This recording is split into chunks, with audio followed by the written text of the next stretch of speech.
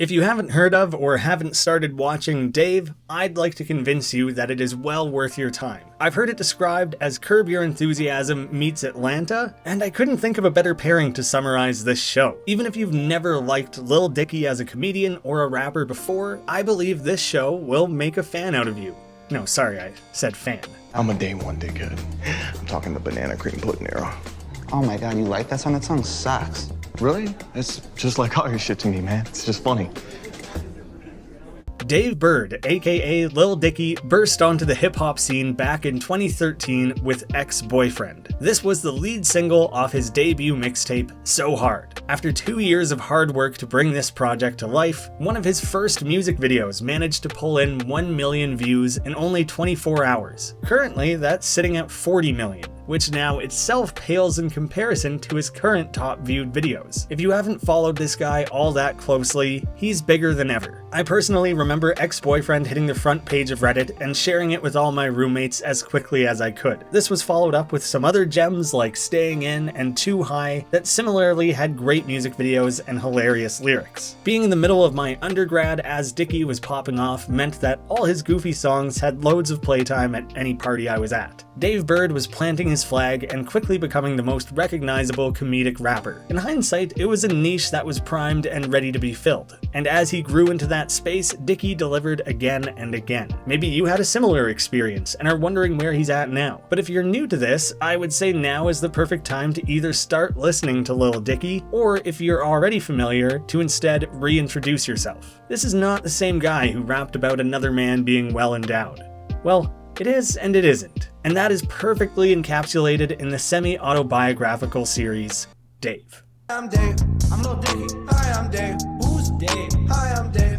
A little under 7 years later after that career launch, we had just finished the first season of Dave. A show which not only works to exaggerate and revel in the absurdity of Dave's real life, but which also has a story structure that mirrors Dave's career arc in a more subliminal way. In hindsight, the simple theme song of Hi, I'm Dave makes perfect sense. Much like his own icon, Seinfeld, this is about more than just the man or the character of Lil Dicky. Naming the show after himself, while using both his real given name and rapper name throughout the series, all work to blur the line between Dave and Lil Dicky, and between the artist and this character.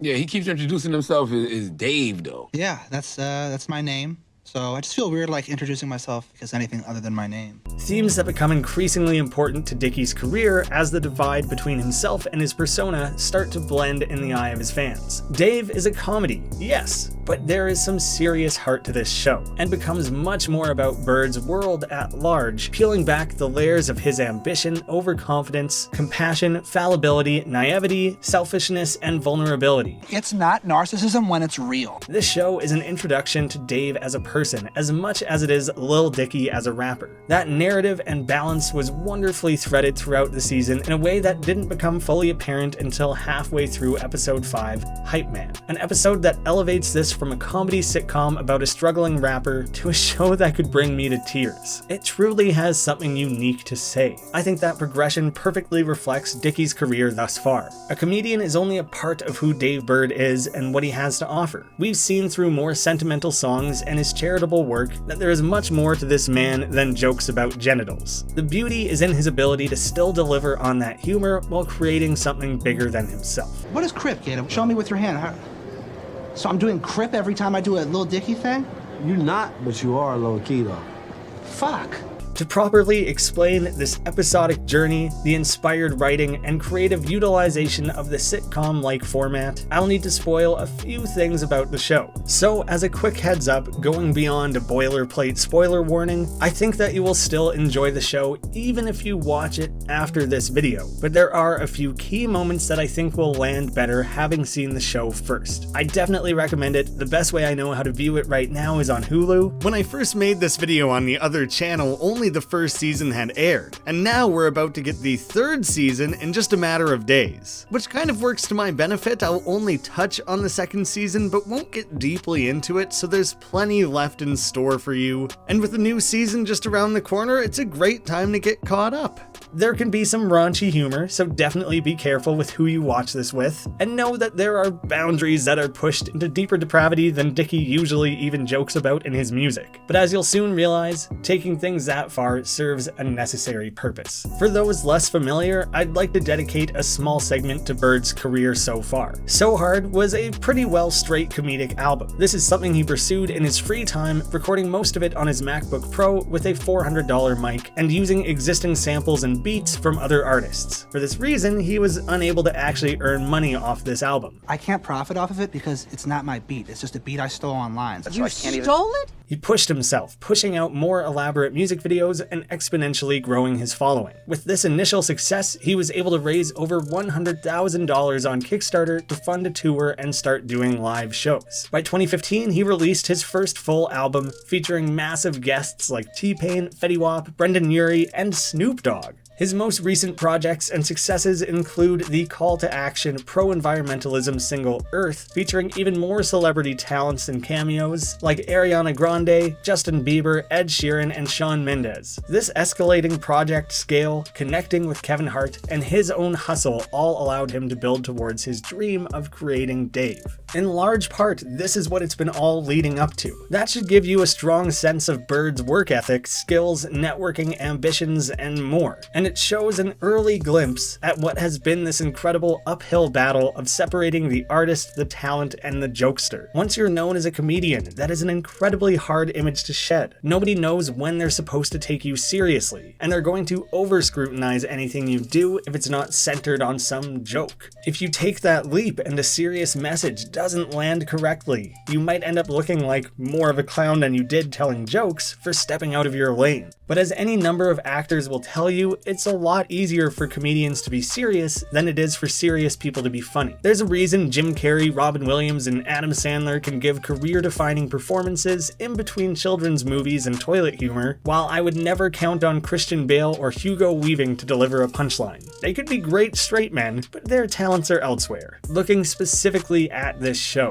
and how Dave uses a 10-episode story to map out Lil Dicky's real-life career and explore some really eye-opening and powerful subjects. The progression of the series in terms of humor, tone, and execution perfectly match Bird's career trajectory up till that point. And in that way, this show nails the main thing it set out to do: act as an introduction to Dave Burd. The first 3 episodes are definitely the most joke-heavy, absurd, and raunchy stretch of the show. This reflects Dicky as a viral sensation, matching up with when he would have put forward his mixtape So Hard. The first scene of the show is Dave describing his surgically mangled penis to his doctor, which becomes a recurring joke throughout the episode. As would be expected, we are introduced to Dave through dick jokes and some gross-out humor. This remains present, but the episodes start to focus more on a Curb Your Enthusiasm-like uncomfortable humor, with storylines like Dicky rapping at a kid's funeral, chasing that desperation of fame and recognition to its extreme. Around episode 3, the juvenile sense of humor doesn't go away, but we start to see Dave open up more to his girlfriend and the audience. I mean, the episode still ends with him getting caught using a milking table, so that unexpected and often sexual humor isn't completely gone. But at this point, it's a level of openness we wouldn't expect from a guy who's always cracking jokes. The show is easing us in and giving us more. It seems I've made a fool of myself, and I'm very sorry. Upon its debut, the show wisely aired the first 2 episodes together. Watching them back to back, it becomes clear that the show is luring you in with what at first glance appears to be yet another sitcom starring a comedian who's on the rise, living with their friends, blah blah blah, playing out their mundane lives. But with each passing episode, that premise and setup begins to dissolve into the background before fading entirely. Around episode 4, we see Dicky taking his career more seriously. The episode is pretty good, and it shows us a bit more about how Dave values his friendships. And while he appears like a burnout, there is a method to his madness, and a more artistic side to this whole process. Everyone around him sees this unearned arrogance, and that he's acting like a tortured artist despite his easy middle-class life and upbringing. No one can relate to him, and no one sees a struggle there. And in that way, his best efforts aren't really connecting. The big punchline here, though, is that even with all the work he's putting in, I think if the music thing is not working right now, no vibes are kicking, I get that, then maybe we should go viral. It's a stupid viral stunt that instead becomes what he's most commonly known for. This could be compared to any number of viral successes that Burd has had in real life. The tall shadow from a successful song or meme is difficult to emerge from, trying to be seen for something other than the somebody suck me guy. It's the somebody suck me guy!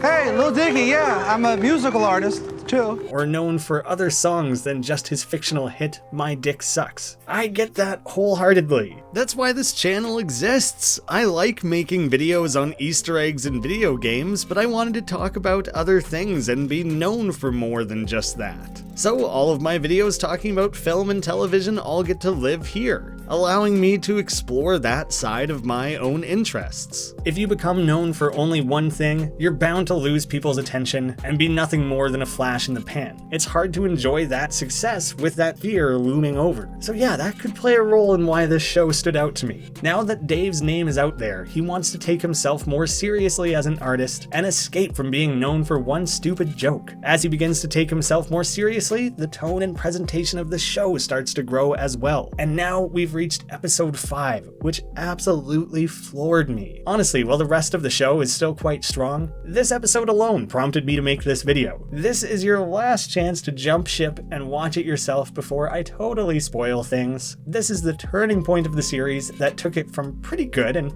definitely worthwhile for the fans to a show I would generally recommend at large. So, Dave's career is starting to take off, and he's getting ready for proper live gigs. This rando he met early on, Gata, GATA, stands for going against the average, you know what I mean? I'm trying to be way above average. I love that. has been steadily growing into a close friend, and Dave asks him to be his hype man on stage. Watching this play out is just very sweet and heartwarming. Gata's never really felt like he's had close, reliable friends, and he didn't even realize that's the direction their relationship had been heading. We learn that Gata has had a history with some mental health issues, specifically bipolar disorder.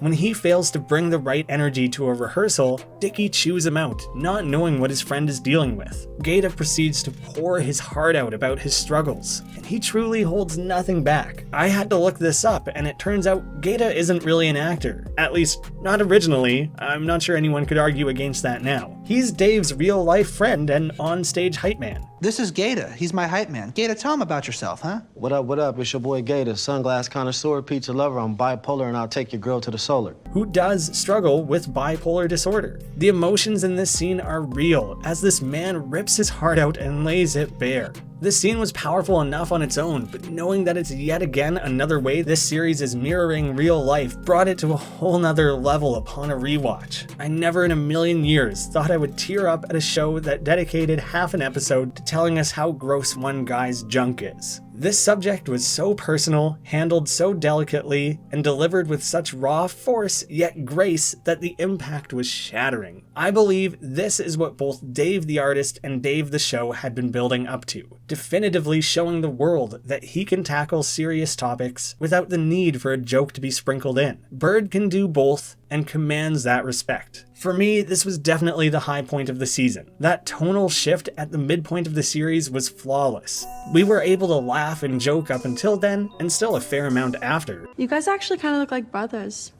That's because we're both Jewish. But now the audience is primed for serious topics and emotional explorations. This is similar to the presentation of Dicky's debut album, Professional Rapper. There is still lots of room to laugh, but this guy is also pretty damn smart and definitely has more to offer. That's a trick they can only really pull once, and the series now has to commit to this newfound tone. So now that the metaphorical load has been spent, it could be difficult to create anything that poignant again. Poignant. But considering the solid final stretch of the show, especially that final episode that really breaks the format and kind of defies expectation, my hopes are high. Yeah, Jail is a weird episode, but yet again has an emotional depth that hit me in ways many dramas have failed to do. I don't want to spoil any more than that. Parts of that later half of the season give us a surrealist take on Dave's childhood trauma, where he metaphorically kills his past. He begins to break into the seemingly glamorous but often depressing world of celebrity culture, and Dave's relationships begin to spiral, with a marriage story level fight as fame begins to control his life. Through this show, we've gotten to experience the full career ramp of Lil Dicky, told in a semi-fictional way that is filled with laughs. But looking at the show at large, those individual stories and overarching message, combined with the simplicity of both its title and theme song, we really are being introduced to Dave. And if you see me up on the street, say hi, LD, and I'll stop you and say, whoa, my name is... What's your name? Yes, this is a Lil Dicky show. I imagine people who aren't the biggest fans of his music may have been put off by that, but this show is far more personal. This is Dave, a goofy, geeky kid who found fame through dick jokes and viral success, but has always had higher aspirations as a comedian and writer to tell meaningful stories, and in some small way, change the world. And after seeing the way he bit off more than he could chew, and somehow swallowed it with this show, I kind of believe this guy can do anything. If you've followed Dave's career closely over the last 7 years, you may have seen this growth and change slowly happening, with songs like Make Believe, Darwin, and The Antagonist being sprinkled throughout his career. He's been showing off a more serious side for years. It really just came down to whether or not the audience was ready to accept it. Dave the Show is a statement that this guy can do both and does both exceedingly well. What? There's honestly no time. What about, can I shit right here? Can I do it right here? Shit right here, Why? Dave. Why? You gotta grow up and let's go. The same guy who creates internet hits like Ex-Boyfriend can also write, produce, and star in an Emmy-worthy episode of television. This is the beauty of Dave, and why I'm watching Dave Burd's career more closely than ever before, and I hope that you will now too. I've already laid out so many of the specific plot beats and things from season 1 that all I'll say is that I still really enjoyed season 2. They weren't able to do that major tonal shift that was really attention grabbing, but I think there was a confidence with the new presentation and style of the show moving forward, focusing much more deeply on Dave's own issues and his struggles as a professional. The last few episodes were especially great and got more experimental than anything I think he's done before, and it left things wide open for what I think will be a really interesting season 3. Specifically, I'm just hoping he raps more though. There's nowhere near enough music in this show, and I hope that he will address that in season 3. You'll have to let me know what you thought of the show. I would love to discuss this series down in the comments. What were some of your highlights of that first season, both comedically and emotionally? Did you think season 2 was as good as season 1? Did you have a preference? Are you looking forward to the third season? Plenty to talk about. Let me know down below. Thank you all so much for watching, and I hope to see you again soon.